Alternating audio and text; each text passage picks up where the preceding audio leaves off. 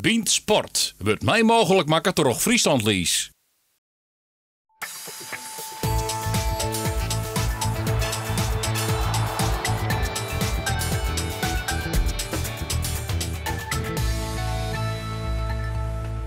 Het is vrij, 22 mei. Dit is Bient Sport. On tafel, onvierder Marten de Roon, de konsen van Sportclub Jereveen in de play-offs in Feyenoord. Mr. Jereveen, Maarten de Jong en Oranje Leeuwin Schriede Spitsen over het WK voetbal van Vrouwen.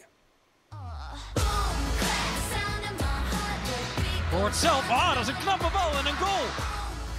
Nou, meteen nog maar eentje. Op één been kan je niet lopen. Ja hoor! Ja, stiekem de korte hoek en die gaat erin. Haha! En de 4-0. Oh, ze mist hem. Maar dat maakt niet uit.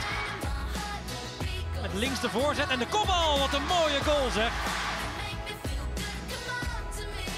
En ook nog 7, ja hoor. Een mooi afscheidscadeautje nog van de Oranje Leeuwinnen. Ja jongens, dit is weer de uitzwaaiwedstrijd van Oude in Rotterdam op het kasteel, hè? Eigenlijk die orde club. Het is in Eston zo'n 0 overwinning voor Nederland, maar daar wist er net bij, hè? Daar is nog verplichting in Noorwegen. Nee, ik was er wel bij. Ik was iets later aangesloten. Zij waren al eerder begonnen, maar woensdagochtend sloot ik aan. Heb ik getraind.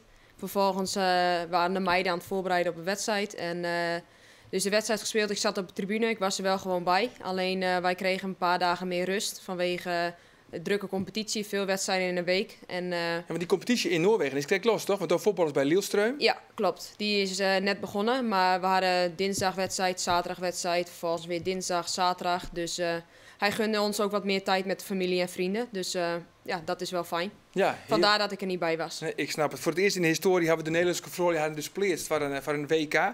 Ga jij het zien?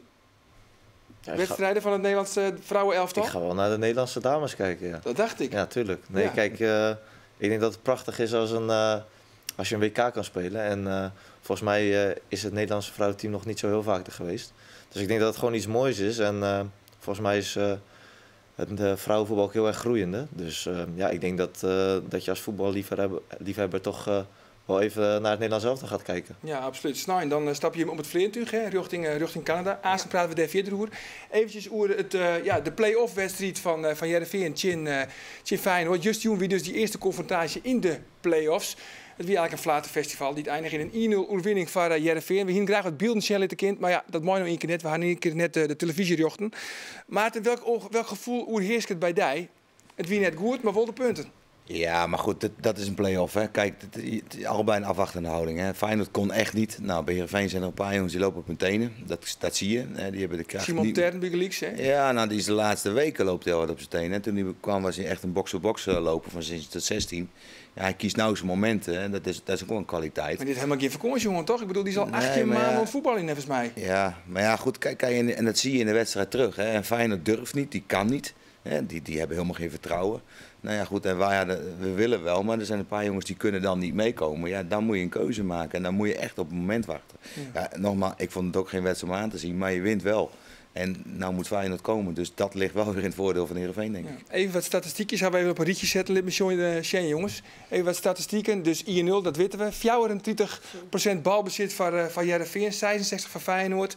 5 keer skeert Jereveen op doel, tredje een keer de Rotterdammers. En de cornerverhouding wie 1 naar zo'n. Ja, dit zegt niet veel, dit zegt alles.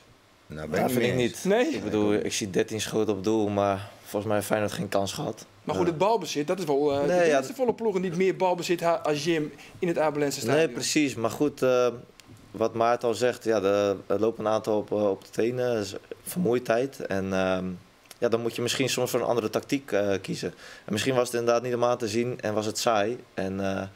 Maar goed, we hebben wel tactisch denk ik heel sterk verdedigend gespeeld. Ik bedoel, Feyenoord heeft geen kans gehad. En als wij wat minder slordig aan de bal waren geweest, dan hadden we zeker nog meer counterkansen kunnen hebben. Hè, die misschien wel erin gaan. Hè. Ik bedoel, met slagveer kan je na 6 minuten 1-0 voor staan. Dan wordt het ook een hele andere wedstrijd.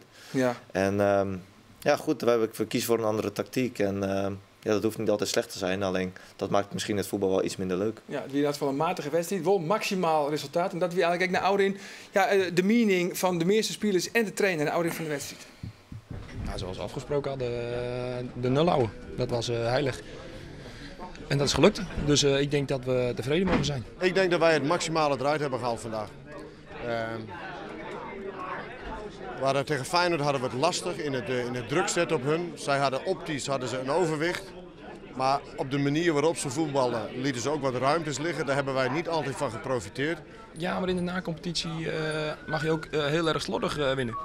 Ik denk dat dat niet echt belangrijk is. Ja, jullie loerden eigenlijk een beetje op de counter. En daar waren jullie, het was een beetje het spelletje onder Van Basten van vorig seizoen. Daar waren je toch een beetje van afgestapt onder Dwight Lodewegers. En dan gaat het om de knikkers en dan ga je weer counteren. Ja, soms moet je terugstappen op wat goed is. Nee, kijk, in principe willen we met Dwight aanvallend voetbal spelen en de bal hebben. Alleen, dat lukt op dit moment niet. Hè. De laatste wedstrijd in de competitie probeerden we het en zag er eigenlijk slecht uit. En dan kan je ervoor kiezen om dat te blijven doen en weer te gaan verliezen. Maar we willen wel graag Europees voetbal halen met z'n allen als heel Heerenveen zijnde. Dus dan denk ik in de play-offs hoe dat gebeurt, maakt niet zoveel uit. Alleen de Europese benadering en dan is de 0 heilig. Ja, het resultaat is heilig. En ik denk dat je met 1-0 thuis winnen van Feyenoord dat heerlijk is. En Feyenoord zit niet in hun beste doen, dus die moeten nu in de Kuip. En als wij dan iets zuiniger zijn op de bal, dan liggen er heel veel mogelijkheden op de counter. Ja, dus zo is het. Mag ik nog even terugkomen op die 66%? Ja. Kijk, Feyenoord in fase gaat in de tweede helft. Dus zag ik alleen met die Wilsje en die Klaasie. Die hebben 5 minuten een bal over staan spelen. Ja, dan kom je heel makkelijk aan 66% hoor. Maar die wouden ook niet en die konden ook niet. Kijk, en hun gaan een stelling innemen. Ja, als je niet kan, dan moet je bewust ergens voor kiezen. En dat hebben ze gewoon goed gedaan. Beide ploegen weer angstig. Ja, maar Feyenoord durft helemaal niet. Kijk, als je die Kazim ziet, sorry, maar daar kun je helemaal niks mee. En wie als ik dan denk, ik bedoel, Feyenoord is een ploeg die zit in de hoek met de klappen vallen. Ja, maar Speel dan vol op de aanval. Ja, maar dan moet je wel op kunnen brengen. En dat kunnen ze niet. En waar niet? Heerenveen net? Nee, Feyenoord niet. Nee, maar juist het laatste nekskot. Nee, ja, maar goed, daar moet je wel op kunnen brengen. Hè? Kijk, ik ben ook voetballer, weet je, je wil wel. Maar als je maatjes om je heen hebt die niet willen of kunnen, dan wordt het een heel ander verhaal. Dan moet je tactisch gaan spelen. Dus wat ze zeggen, dan moet je die 0 is heilig. En terecht. Kijk, we hebben snelheid voorin. Als je niet slordig speelt, want er waren fases dat Slagveer had ook een paar momenten, dan speelt hij die bal zo in de voeten. Maar als je daar slim in bent, dan win je zo'n pot met 2-3-0. Maar goed, je moet het wel kunnen doen. Hè? Ja, en opbrengen. En het wordt heel makkelijk gezegd van, ze gooiden met de pet na. Dat is niet zo. Het gaat wel van, kun je het nog op dat moment opbrengen? Nou, daar hebben we op dit moment moeite mee. Ja. Dus kies je voor een bepaalde tactiek. En die tactiek zal niet anders zijn in de Kuip. Want Feyenoord moet nu komen. Dus daar liggen dan wel de mogelijkheden. Ja, wat denk je, Shrida, redt Heerenveen het op? Ik denk, kijk, als Feyenoord moet komen, dan krijg je automatisch ook meer ruimtes. Dus, en als je dan vervolgens goed bent in de balbezit, zuinig bent in de balbezit, dan denk ik dat je ruimtes krijgt om te spelen. En ik denk dat die kwaliteit Heerenveen ook heeft. Ja, want de meeste spelers en ook de trainer wie naar Ouderin behoorlijk positief hoe de Ouderin in elk geval deze confrontatie met Feyenoord. Simon Tern en Dwight Lodewegers daarover. It will be an interesting game, of course. They need to win the game. Als wij er 1 keer scoren, moeten hun 3 keer scoren om door te kunnen. Hè? En al zouden wij niet scoren, moeten ze toch 2 goals maken. Nou, dat kan natuurlijk. Hè? Ze hebben de laatste tijd niet veel gescoord. En wij gaan er met vertrouwen heen. Ja. Yeah, of course it's important that don't concede goal home. So I think we have, of course, really good chance to make the qualifier to the final stage. Ja, ook niet heel positief. En door zelf, dat denk je 64% kans dat Heerenveen teruggeeft. Ja, dat denk ik wel. Ik denk dat wij. Dat is toch zelf zijn? Ja, wij hebben de grootste kans. Ik bedoel, wij staan voor. Wij hebben er 1 gescoord en zij 0. Dus wij gaan met een goed gevoel daarheen. Maar wat wordt dan straks het strijdplan?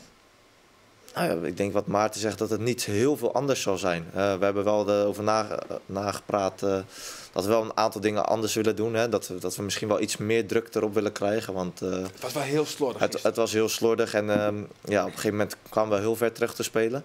Alleen kijk, El Amadi en Klaasie, die hebben vooral in de verdediging gespeeld en de bal naar elkaar toe gespeeld. Ja, dat vonden wij niet erg. Hè? Ja, als het zal straks anders gaan, denk ik. Ik denk Feyenoord vol op de aanval gaat. Ja, nou, laten we dat hopen. En dan denk ik dat wij met Larsson, Slagveer en Oet nog beter worden dan we dat de afgelopen wedstrijd hebben laten zien. Ja, maar dan hoop is het eigenlijk dat Feyenoord vol op de onval spelen. Nou ja, je mag hopen, net wat Marten zegt, van dat een El Amadi en Klaasie wat dieper gaan spelen. En nu speelden ze eigenlijk met een dubbel slot op de deur, want ze wouden niks weggeven. Maar goed, in de Kuip, 50.000 mensen, die gaan die jongens, die willen die jongens naar voren hebben.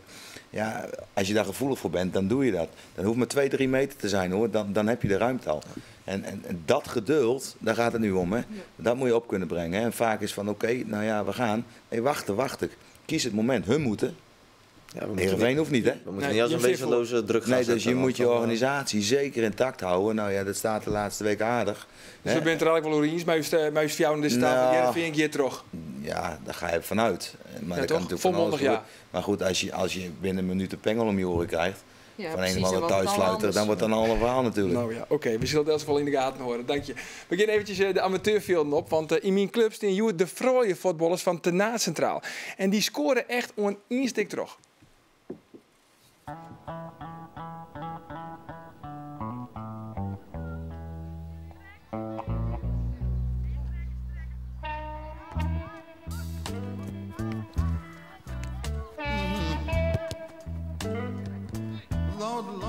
Lord. Good show. That's all right, baby.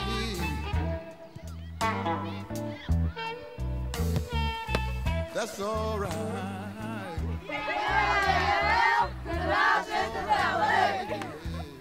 Molly, come on, Bree. I know you done me wrong, baby. Hinne.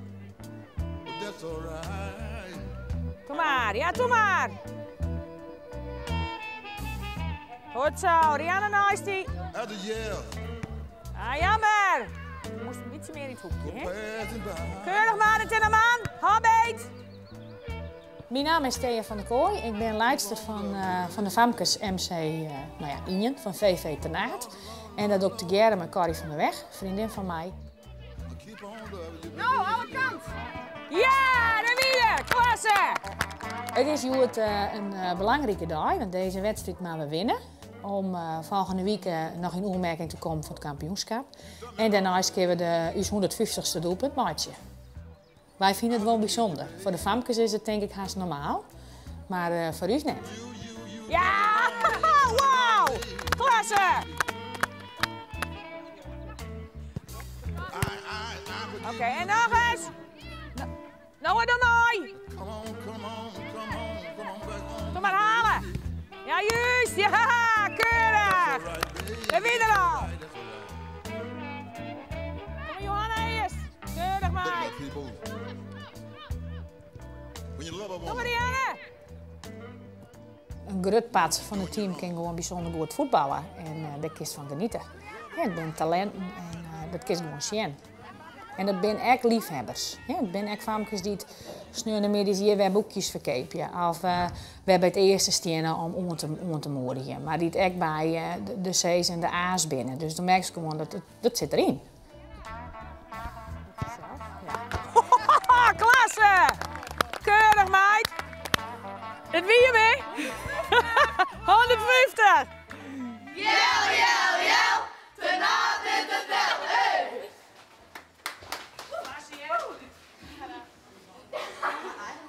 Ja, en de Famkes van Tenaat die kunnen morgen trouwens dus kampioen worden. En in kwarten spelen ze echt nog eens om de noordelijke bekerfinale. En Martin, je had gelijk al in de gaten, er zit echt één tussen met echt talent, hè, zei jij, die nummer 10. Ja, nou, je zag aan de manier van lopen en een bal schieten, zeg maar, dat ze wel wat had. Hè.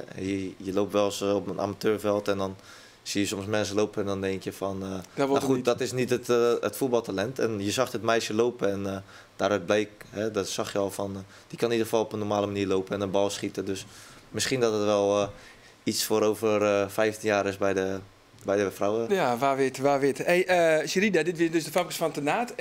Doe heeft eigenlijk nooit in een Famkes team voetbal, hè? Altijd maar jongens. Ja, vanaf het begin. Ik begon toen ik 5 jaar was bij VV Sneek op dat moment. En eigenlijk tot aan de B's, de A's, heb ik ook een paar wedstrijden meegedaan. Maar toen kwam de Eredivisie voor vrouwen. En toen ben ik naar Heerenveen gegaan. En pas toen echt naar de vrouwen. Wat is nou het grootste verschil tussen damesvoetbal en herenvoetbal? Nou, vooral het verschil is qua snelheid en qua fysiek. Ja, dat snap ik al, ja. Maar net als mij, ik heb een keer een reportage doen, dus een van bij het mooiste voetbal wordt er echt van alles zijn in het veld. Ja. En bij de vrouw, je moet je toch altijd een beetje voorzichtig wezen. Ja, toen ik bij Heerenveen kwam, was dat wel op het moment wel moeilijk. Want ik ben wel heel direct in dingen zeggen. En ja, dat was soms bij de jongens kan je dat gewoon doen. En dan is het daarna een biertje en is het weer klaar. Maar bij die vrouwen is dat toch wel weer wat anders en wat moeilijker. Die zitten na de wedstrijd die er nog wel mee en soms nog wel een training.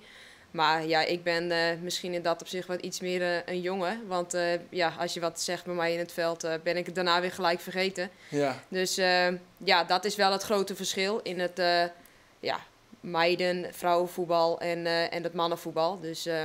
Ja, ik ben daar is nog een keer trainer geweest. Ik was jullie, ik heb een poging gedaan. 2012. Nee, wie is trainer van de dames van. Ja, nou goed, er werd mij toch gevraagd, samen met Peter Meinsma, om dat te doen. Ik was teammanager en assistent trainer, maar ja, die Meinsma die kon weer van die roebels verdienen ergens in Irak en Teheran, weet ik waar die heen ging. Dus toen heb ik het overgenomen. Maar er zit wel een wezenlijk verschil. Het is net wat Sherida zegt, de vrouwen zijn wat gevoeliger. Bepaalde... Daar moest je ook om winnen, want ik bedoel, dat is een jongen die te kou wat ropt. Ja, ik heb sommigen wel tissues in het veld gegeven van de tranen over de wangen biggelen. Nee, maar dat is het verschil. Als voetballer, jongens onderling en wij ook in mijn tijd, ben je veel directer naar elkaar toe. Maar bij vrouwen ligt het bij sommigen heel gevoelig. En daar moet je je weg in vinden. En dat is heel lastig. Ja. Maar de gedrevenheid en de passie die erin zit, ja, die is heel hoog hoor.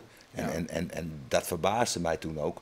Ik vond het ook fantastisch om te doen en leuk om mee te werken, want ze zijn heel leergierig. En vandaar dat je nu dus eigenlijk ziet wat ze bereikt hebben. Hè. Uit het volk steeds. Want nou, het WK'tje is echt van de doorsaai juni. Dan zet het WK voetbal van Freud dus uiteindelijk. 2 Friesen binnen opname in de selectie van Boenscoach, Roger Reiners, Kiepster Loes Geurts van Hichtem en dus de spitsen van Snits. En de vrouwen die hebben echt vrienden in je skiertniskreun in een directe confrontatie winnen ze te sterk voor Italië. En daarmee pleert dus de Oranje Leeuwinnen haar voor het eerst voor een WK. 90 minuten verwijderd van de droom van elk voetballend meisje in Nederland. Het WK in Canada. Miedema. Ja, daar is 1-0 voor het Nederlands elftal. Miedema. Nou, Miedema maakt hem. Jawel, 2-0. 3 voor het doel nu en een goal. En Steinhaus fluit af. Het Nederlands elftal voor vrouwen is aanwezig op het WK voetbal in Canada 2015. Ja, prachtige ontlading na aanleiding van die wedstrijd. En de Zuid-Afrika Maarten, die Miedema, dat is echt wel een kanon. Ja, nou die heeft natuurlijk ook altijd met jongens gespeeld, hè. En die is zo bewegelijk. Foppe zou zeggen, die staat goed op zijn poten, op haar poten. Maar dat is ook zo, hè. Het is net wat Marten net zei, dat zie je. Bewegelijk en heel makkelijk draaien, wenden, Zo zij in de Jupiler League mooi keer? Ja, dat is makkelijk. 100% zeker. Die schiet er 30 in, hoor. Echt? Ja, ik denk dat zij wel... Kijk, wat nu wel gezegd talent. Maar ik denk dat zij meer dan een talent is op het moment. Ze is in dingen hoe ze doet ook volwassen. Ze is nu 18. En vanaf de 16e zat ze ook al 15e. Op dat moment zat ze ook al bij Heerenveen bij mij. Dus je ziet gewoon dat het een complete spits is. Ook voor ons bij het Nederlandse elftal hadden we dat nodig. Iemand die de ballen erin schiet. Ja. Dus ik denk wel dat zij dat aan kan. Ze gaat ook goede dingen doen op de WK, hoor. Ik ben heel benieuwd. Ik hoop het. Maar zij loopt zo slim als spits. Hè. Volgens mij heeft ze heel vaak naar Van Nistelrooy en Huntelaar gekeken. Die lopen ook in een bepaalde lijn tussen de stoppers in. Dat doet zij ook, want moet je maar eens kijken hoe vaak ze vrij staat. Ja. We pakken even het wedstrijdschema erbij, jongens, van het WK. Want jongens, je begint dus in Nederland, Nijs-Zeeland. Dat is de eerste openingswedstrijd. Dan in China en dan ook nog weer in het gastland Canada op 15 juni. Ja, hoe goed? Ik vind het lastig in te schatten. Hoe goed ben zij? We hebben wel alle informatie gekregen over alle landen. Maar echt in de details, daar komen we nog meer op terug. Maar als ik bijvoorbeeld, ik zelf naar Canada. Ik heb een flauw idee. Ik pak de statistieken erbij. Je hebt 10 keer in Canada voetballen. Je hebt 8 keer verlen. Ja, dat klopt. Zei dat iets of zei dat niks? Op het moment zegt dat niks, want we hebben al een hele tijd niet meer tegen ze gespeeld.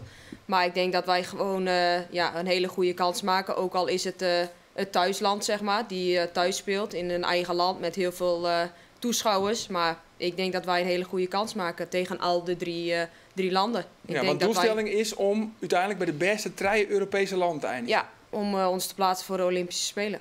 In Rio. Ja. Maar ik denk wel dat ze mogelijkheden hebben, hoor. Zeker technisch-tactisch gezien. Hè. Kijk, dat soort landen, Canada en Amerika, dat is fysiek, hè.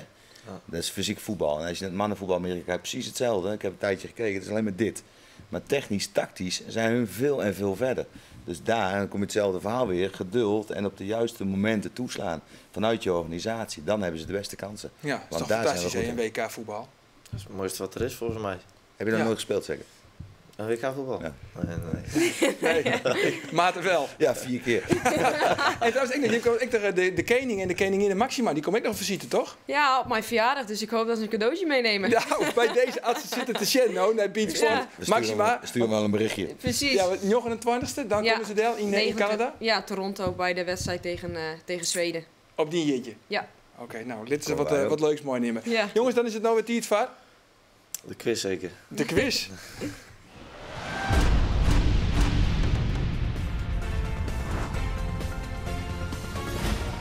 De vraag van deze week en die gaat hoe kan het oors oer sportclub Jereveen. Toch hokkerploeg waar Jereveen verliezen seizoen uitskekelen in de play-offs. Is het A. AZ, B.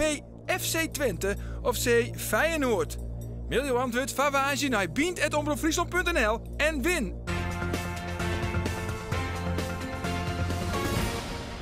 Ja, en win dan een originele wedstrijdbal van Sportclub Jereveen. Een originele, want met die bal is dan ook nog eens een keer dit seizoen een keer voetballen. En de winnaar van Vriendenwieken, dat is Jan Kamminga uit Huddegriep. En hij wint de Cambuur Retrobal.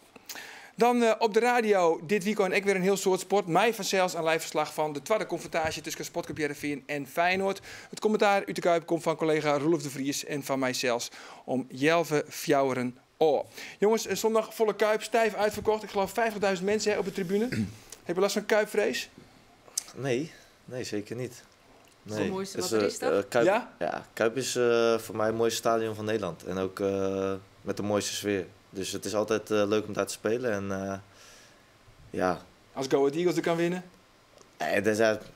Iedereen kan er winnen. We hebben dit jaar daar ook een goede wedstrijd zelf gespeeld. En ik heb gewoon zin om daar te spelen voor een vol stadion. Een hoop vrienden die er voor mij zijn. En hopelijk kunnen we een goed resultaat neerzetten. En dan kunnen we door voor Europees voetbal. Want dat is toch wel het mooiste wat je kan halen met Heerenveen. En het is alleen maar lekker om in een volle Kuip te spelen.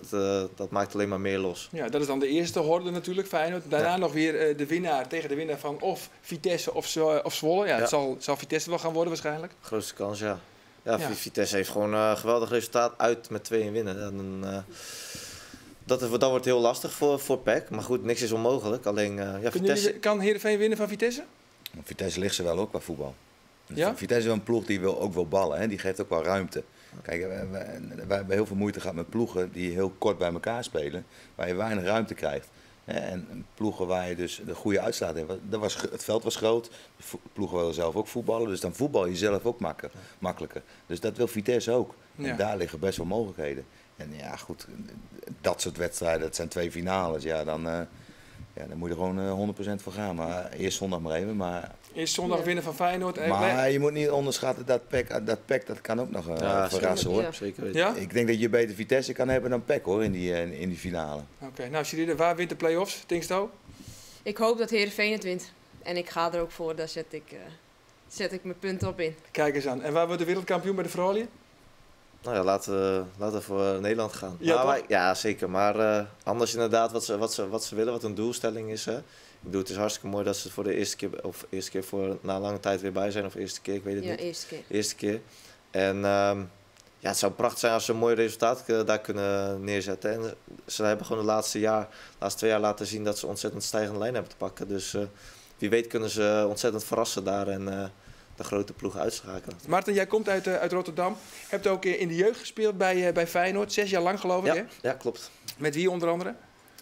Ik zat in een team met Klaasie, Schenkenveld, Cabral, Bruma. Ik heb nog met Wijnaldum Ver gespeeld. Dus een hoop jongens die nu nog steeds hun sporen verdienen, zeg maar. Ja, en jouw familie, is dat eigenlijk ook echt een Feyenoord-familie? Nou, mijn vader is wel Feyenoord geweest. Die hebben vroeger vakje S en zo gezeten. Oh, echt? Alleen, die is de laatste jaren wel... op een gegeven moment met kinderen en een vrouw heeft hij die seizoenskaart opgezegd.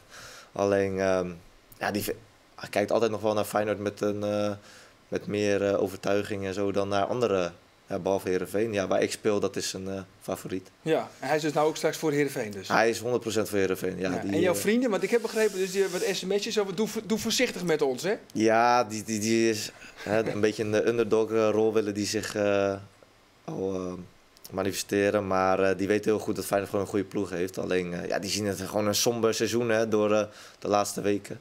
Maar goed, die vrienden die zullen dadelijk het hardst staan te juichen als Feyenoord wel wint, hoor. Ja, want Heerenveen dus geëindigd als zevende in de competitie. Hoe kijk je nou een beetje terug op dit seizoen? Ik bedoel, kan de play-offs, kan het alles goed maken? Nou ja, alles goed maken. Of heb je gewoon een goed seizoen gedraaid? Nou, het is grillig geweest. Fantastische wedstrijden met, denk ik, echt dramatische wedstrijden. En terwijl het vorig jaar wat stabieler was het gewoon vooral op de counter. Maar wonnen we wel eigenlijk de wedstrijden die je moest winnen. En nu wonnen we hier van Feyenoord thuis en Vitesse thuis met geweldig spel. En ADO thuis en NAC thuis, daar wil je niet aan herinnerd worden. Dus nee. Het is denk ik ook een heel ander seizoen geweest met een heel jong team, vergeleken met vorig jaar. Dus al met al denk ik dat je met best wel trots kan terugkijken op bepaalde momenten. Alleen is het nu zaak dat het volgend jaar nog stabieler wordt. Ja, het is wel een beetje zo, Maarten. Het lijkt wel dat Heerenveen beter voetbalt tegen hooggeklasseerde ploegen dan inderdaad tegen ploegen als Heracles, Go Ahead Eagles, ADO Den Haag. Dan heeft Heerenveen het gewoon lastig. Ja, maar goed, dat is niet alleen dit jaar. Dat is al een paar jaar zo natuurlijk. Hè. Kijk, we hebben een ploeg, een jonge ploeg en er zit echt potentie in. Maar we hebben ook een ploeg die wil voetballen. En als je niet aan het voetballen toekomt, en tegen ploegen, nogmaals, die zich ingraven, dat is gewoon lastig. En wat er dan vaak gebeurt, is dat je met de bal gaat rennen, in plaats dat je het geduld opbrengt van links naar rechts te verplaatsen, en noem maar eens maar op. Maar dan willen ze toch die drukte op gaan zoeken. Ja, dan wordt het lastig, want dan krijg je onderling ook een beetje van, nou, waarom doe je dit, waarom doe je dat? Ja, dus je moet eigenlijk een leider hebben die dat gaat corrigeren. En dat mis je misschien ook een beetje. Ik zit niet in die groep, maar dat valt mij wel een beetje op. Dus die rol is eigenlijk verdraaid, denk ik. Jawel, ja, maar ik bedoel echt een leider in mijn tijd van domme, dit of dat, weet je wel. Ja, nee, maar ik ben 24, ik ben aanvoerder. Ik probeer dat samen met Joey. Hè. We zijn een beetje de jongens die praten en dingen durven neer te zetten. Alleen wij zijn ook soms nog wel eens op zoek naar onszelf. Hè. En dan is het wel eens fijn als je een 30-jarige, wat je vroeger veel vaker had, een 30 of 32-jarige, die is als alles al kent en die gewoon even zegt, oké, zus, zo en zo. En, maar dat doen jullie niet echt? Of? Jawel, wij proberen het, hè, maar soms lukt het niet altijd. Wij zijn ook niet altijd de beste. En wij soms ook op zoek naar van, wat moet ik nu? En het loopt niet en ik zie het niet. Maar dat is ervaring, hè? En dat is ervaring. En dan ervaren voor dit team, maar ook pas 24. Ja, dus Heerenveen zou eigenlijk wel verlet, zou eigenlijk wel heel veel gebruik, dat is niet alleen gebruik kunnen maken van de routinier, van een 30-jarige jongen. Ploegen, als je kijkt naar alle ploegen in Nederland, hè, dan noemen we het de Mickey Mouse competitie. Het is natuurlijk fantastisch om te zien. Maar dat wat wij net aangeven, dat missen heel veel ploegen. Zij het een spits, middenvelder of een laatste man. Maar daar kun je op bouwen. Hè? Dat je een leider hebt die je stuurt. Kijk, hij kan het wel, maar als hij niet lekker in zijn vel zit, wie doet het dan? Ja. Maar als je er een hebt lopen die 30 jaar is of 32 jaar is en zoveel wedstrijden in de benen heeft, die maakt zich echt niet druk, hoor. Het Lielström, een echte routinier? Nou, wij hebben qua leeftijd, als ik dat heb wij gemiddeld, een hele, best wel, denk wel 26, 27 jaar ongeveer. Dus wel een paar jonkies erbij. Dus wel een ervaren ploeg. Ook meiden van nationale team uit Noorwegen. Dus, maar dat is een ideale mix eigenlijk, hè? 26, 22-jarig gemiddeld. Ja. Want jullie zitten op? Volgens mij 1,22 of zo. Ja, dat scheelt natuurlijk alweer. Dus kijk, bij ons heb je wel een aantal leiders in het team. En ook wat ouderen, die zijn wat 27, 28. Dus dan is het allemaal wel een stuk makkelijker natuurlijk. Ja. Hey, het valt me op, we zitten zo hier aan tafel. Zit ik nou met treien nummer 6 aan tafel? Ja, ik ben 6 geweest, maar ik heb nummer 8. Geweest. Maar... ik ben ook 6 geweest. Ja. En maar recht nummer 6. Je bent verdedigende middenvelders, toch? Ja, maar ik heb nummer 8, maar ik speel wel op nummer 6, zeg maar. Oké. Ja. En Marten, jij bent natuurlijk altijd een veelscorende middenvelder geweest, hè? Maar de mooiste goal hebben van dit seizoen hebben we hem even uitgeselecteerd. Laten we maar zien, jongens. De Roon achter de bal. Vermeulen heet de keeper.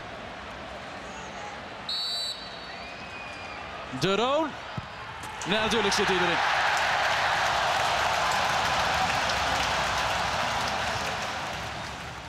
Ja, winnen van Excelsior. Ook nog een veldspeler op goal Ja, trouwens. er zat extra druk op. Dus als je hem dan mist, dan dat is wel heel erg. Dat is wel erg. Ja, dat is wel erg. Hey, je hebt kort geleden je contract verlengd. Je had natuurlijk een optie. Daar kon je er financieel behoorlijk op vooruit gaan. Dat kon Heerenveen dat niet lichten. Dat kon Heerenveen niet, kon ze niet aan voldoen. Nu heb je alsnog een nieuw contract getekend voor 2 jaar. Wilde je zo graag blijven? Nou, ik wilde wel graag blijven, ja. Ik heb het ontzettend naar mijn zin. Ik heb het gevoel dat ik nog niet uitgeleerd ben. Je kan zeggen van heel stoer van ik wil een stap hoger op. Maar ik denk dat ik daar nog niet aan toe ben. Of wilde je misschien ook een signaal afgeven aan andere jongens? Aan Christopher Noordveld of Mark Oetsen. Van jongens, ik teken nu bij, teken ook bij. Ik ga goed met Christopher om. Van Christopher wist ik wel dat hij na dit jaar zo goed als zou vertrekken. Want die is wel toe aan een stap hogerop. En ik vond het zelf nog niet. En onder Dwight verwacht ik gewoon nog meer te leren. Dus dan kies je voor om hier nog een jaar of 2 jaar te blijven. Ja. Plus het feit dat ik hier woon met mijn vriendin en die is zwanger. En dan wil je misschien ook wel een stukje... Gefeliciteerd. Ja, dankjewel. Gefeliciteerd, ja. Dankjewel. Dus dan wil je misschien ook wel een stukje zekerheid. En dat alles met elkaar dingen overwegen. Zag het gewoon heel goed uit om hier te verlengen. En ja... Maar wat blijft er over, Matt? Ik bedoel, je zegt zelf wel, Noordveld die gaat naar Swansea City, Mark Oet gaat naar Hoffenheim. Sam Larsson die zal naar Eindhoven gaan. Blijft er wel genoeg over? Of is dat gewoon eigenlijk... Vorig jaar ging Finn Bogason weg, en Ziyech ging weg, en Kruiswijk, Zomer en Koem gingen weg. Maar dat is de rode draad. Er staan er altijd weer nieuw op. Ik bedoel, kijk, Buis valt uit, Otikba die gaat even wat minder. En dan staat Jerry Sint-Juste die 18 is op. Zo staan er wel weer 2 of 3 nieuwe op. Dus... ik heb hartstikke veel vertrouwen dat Heerenveen dat wel goed doet. En het gaat ook om daarin ook om je eigen ontwikkeling. En ik denk gewoon dat ik daar nog een hoop kan leren bij Heerenveen. Ja. Ik denk dat je dat moet waarderen hoor. Kijk, hij had kunnen zeggen we gaan weg, maar hij heeft naar zijn zin. Dus hij levert erop in. En dat moet je enorm waarderen. En dan kun je kies daar of daarvoor. Nee, hij wil verder groeien. Nou, die kans die ziet hij hier. Ja, dan moet je er wat mee doen. Ja. En dan, of dat nou €5.000 minder in de maand is. Maar hij heeft zijn heil hier. Ja, dus ik vind dat alleen maar klasse.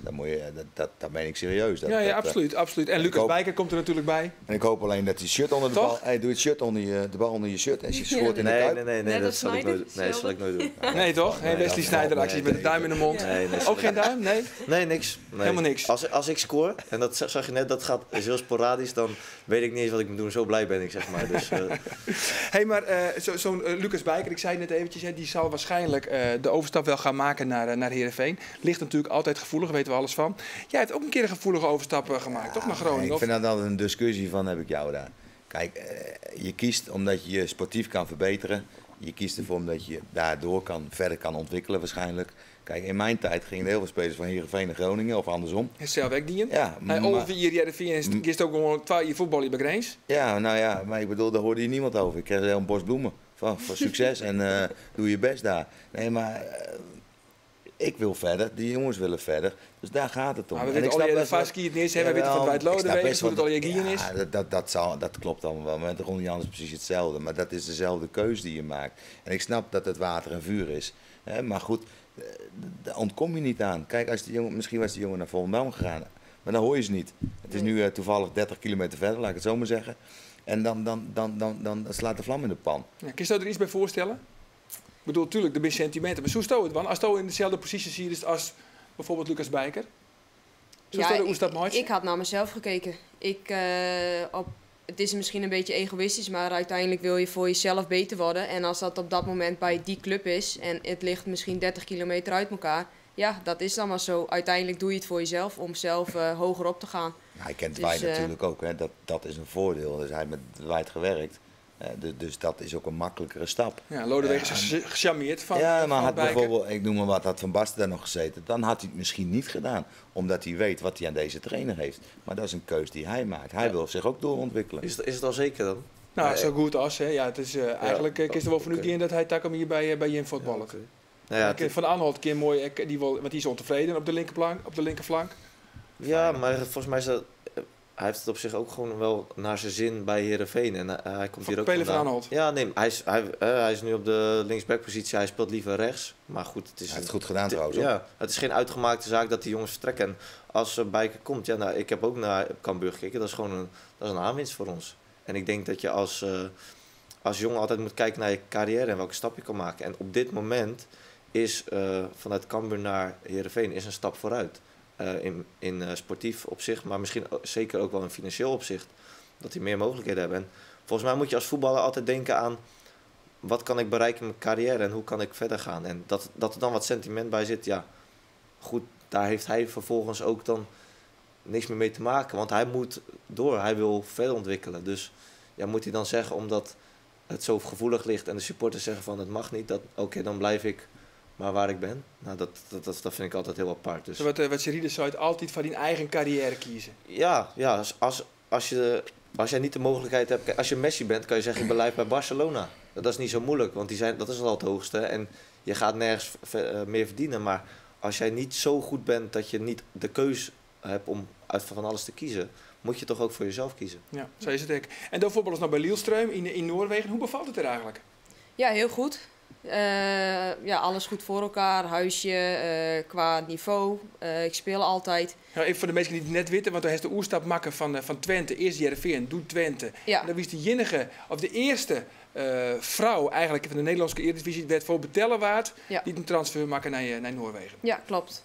Ja, dat is wel... Kijk, op het begin wist ik dat niet. Dat was pas later toen ik had getekend dat helemaal in de media kwam en dat ik interviews kreeg. Maar ja, ik ben in dat opzicht wel een nuchtere Fries. Dat niet, ja, is wel bijzonder. Maar voor de rest gaat het mij meer om het voetballen en verder niet om dat soort dingetjes. Nee. Maar bij Twente was toen al die meiden die contract tekenen, die konden pas weer als ervoor betaald werd. Hè. Dat had Twente afgedekt. Hè. Ja. Bij ons in die tijd kon het dus niet. Kijk, anders had Heerenveen of de stichting later voor Vivian ook geld kunnen vangen. Maar dat stond niet in de contracten. Maar daar was Twente natuurlijk heel slim in. Dus dat hadden ze allemaal meegenomen. Ja. Hoeveel is het betalen, wist je dat? Ja, er stond wel een keer een bedrag in de krant. Dus, maar het is mij nog nooit verteld. Dus nee. Ik weet het niet precies. Maar welk bedrag stond er in de kranten? Er stond toen op dat moment volgens mij 25.000. Oké. Hey, kun je niet voorstellen. Nee, aparte bedragen is dat dan toch. Ja. Hey, want de wiest in januari, wiest al eventjes weer waarom, hè? Wiest even bij die Orde Club, want daar is het al je begonnen, bij de VV Snits. Ja. Dan hebben we ook eventjes bij elkaar praten, laten we er even naar zien. Ik was 5 jaar oud. Mijn ouders vroegen, wat wil je na je zwemles? Wat wil je zwemdiploma's? Nou, toen heb ik gezegd van, ik wil op voetballen. Ik was eigenlijk altijd al met voetballen bezig. Ja, toen zeiden ze van voetbal. Ik zeg ja, voetbal. Dus toen hebben ze mij op dichtstbijzijnde club gedaan en dat was VV Sneek. Dus 5 jaar en ik begon in de F3 en toen F1 en al de 1 teams zeg maar doorlopen. Maar Sekoer is altijd redelijk makkelijk meekomen tussen al die jongens. Ja, wat later heb ik ze nog vol bij de C's. Nou, dan was ze op het middenveld. Nou, gaf de bal maar aan Sherida, dan kwam hij altijd goed terecht. Wij zaten in de A's en Sherida was al goed genoeg als B-elftalspeler om met ons mee te doen. Dus toen kwam ze regelmatig even aansluiten bij ons en ze deed het goed. De tegenstanders altijd wel keken van, er staat een dame achterin, dat wordt genieten. Maar ja, dus ik kon aardig ballen, ja zeker. Nou, het is gewoon het Nederlands team, hè? Ja, super. Kunnen wij niet zeggen. Dat weet ik dan nog wel, dat ze met een peerdensteertje en een klein rood kopje was ze ook hartstikke vuil. Dus ze kon alleen toen nog wel goed voetballen, maar het was ook echt een klein driftkikkertje en willen winnen. Nou, het mooie statement was dat wel dat ze met zijn pa, want dat ben een goede vriend van mij, dat hij zei, ja, eigenlijk had het een jongen wezen moeten. Ik zei, jongen, zet ze zo deur gaat. Ik zei, dan komt ze in de Nederlandse dameteam en dat wordt gewoon een topper. En dat is nog niet komen op.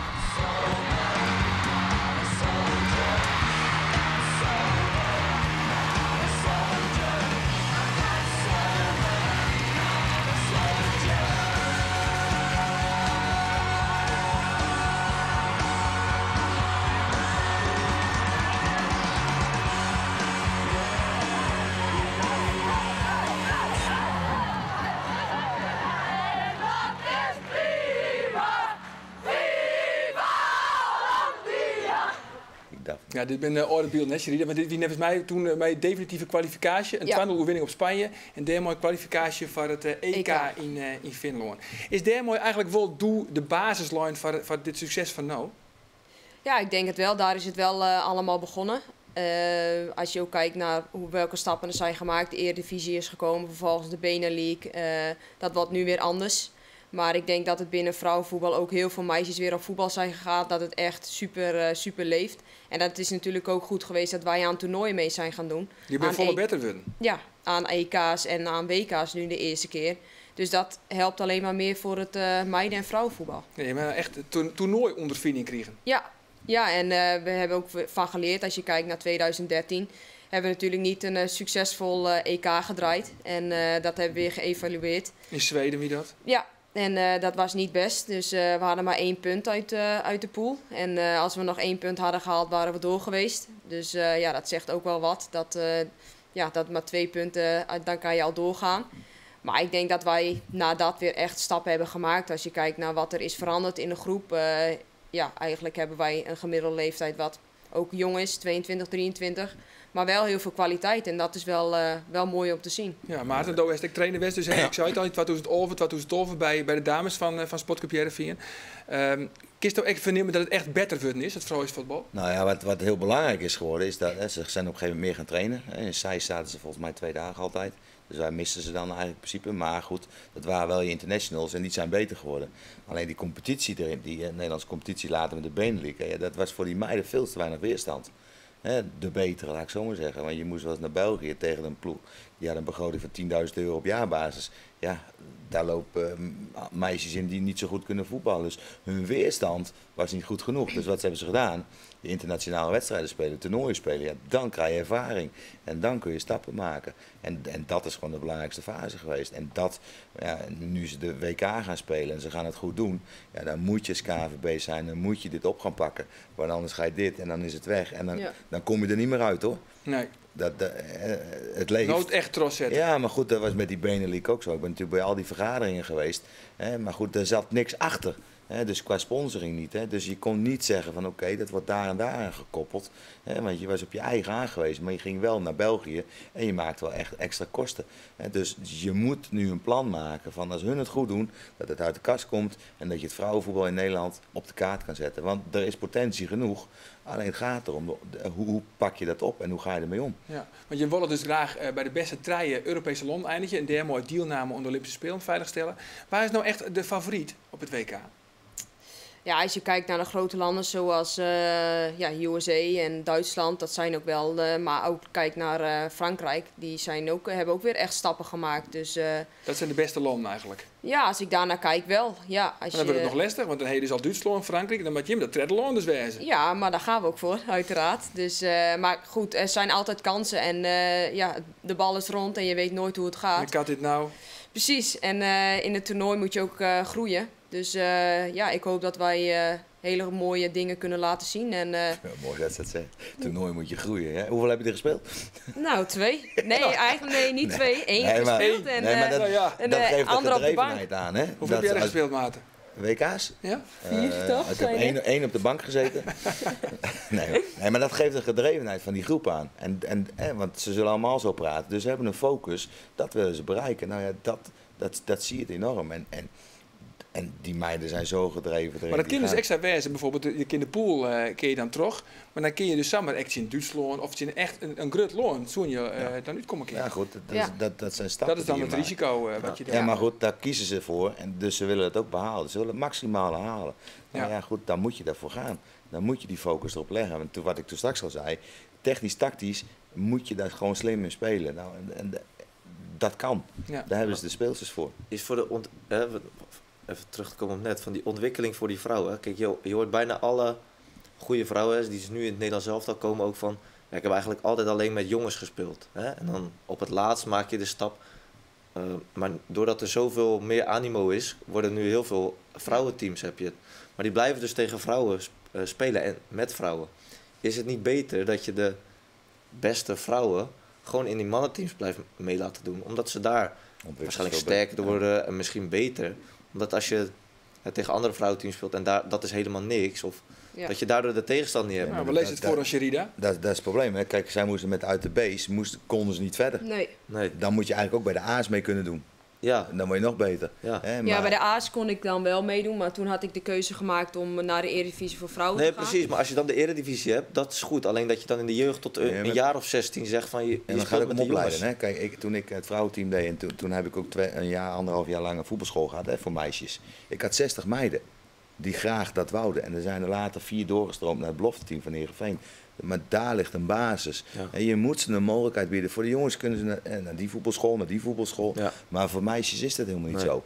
Maar als je die basis legt en je legt een link naar Heerenveen, of welke ploeg dan ook, dan krijg je een makkelijke doorstroom. Maar het gaat om die onderbouw. Die stappen zijn veel te groot. En dat maakt het verschil. Alleen de toppers blijven wel over. Ja, feit is wel natuurlijk dat het damesvoetbal zeker in Nederland behoorlijk in de lift zit. Ja, maar dan moet je wat mee doen. Ja, absoluut. En alles hing het ook over van een goed resultaat natuurlijk. Want als je hem kwalificeren van Rio, de Olympische Spelen, komt het nog meer in een stroomversnelling. Nou, we zitten al je volgje, denk ik, jij op een mooi wit strand ergens. Zeker weten. Waar ga je heen? Waar gaat de reis heen? Naar de Malediven. Naar de Malediven, dus kijk. Ik hoop dat ze kabeltelevisie hebben. Dat hoop ik ook voor je. Maar eerst nog even Feyenoord en daarna Vitesse oprollen. Zeker weten. Zo is dat. Sherida, heel veel succes in Canada bij het WK. Maarten Rukke, zo'n succes. Tiegertuin van die komst. En jij verzelt ook eerste zondag nog tegen Feyenoord. Ons A4, Bein Sport op internet. Dank voor de chat en alvast een heel goed weekend. Dag.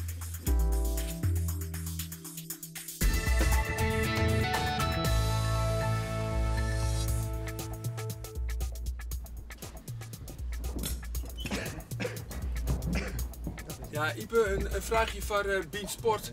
Zul Heerenveen naar de gale vaststelling van Justin Joen, Takom Snijn, Feyenoord weer alle hoeken van het veldje litten? Ja.